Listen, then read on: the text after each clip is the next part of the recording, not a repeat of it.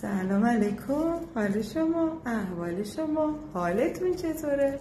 امیدوارم که حال دلتون عالی و بی‌نظیر باشه.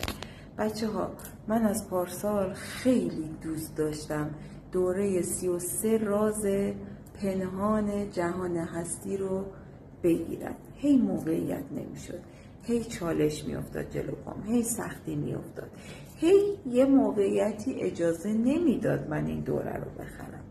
و الان که نشستم فکر کردم بعد از دست دادن تدی و این کار و اینا، الان دیدم فرصتشه.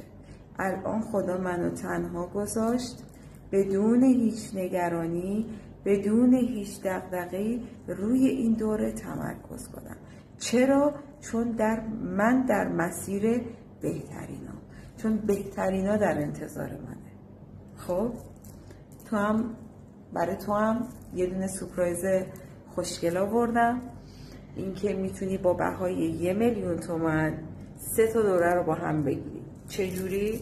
پاکسازی ذهن، طلسم شکن، جذب ثروت، متریال های دودی و اینکه 33 کد پنهان جذب ثروت جهان، این دنیا، کائنات رو تو هم یاد میگیری. فقط همین یک بار رو فرصت داری.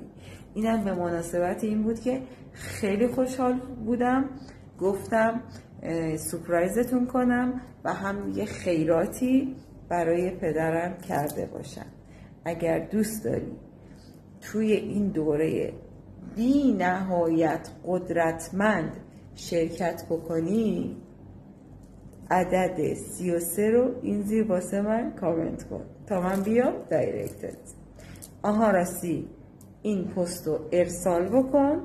20 نفر ظرفیت داریم که هرچه زودتر بتونیم دوره رو با هم دیگه کنار هم دیگه با هم شروع بکنیم. بسم الله.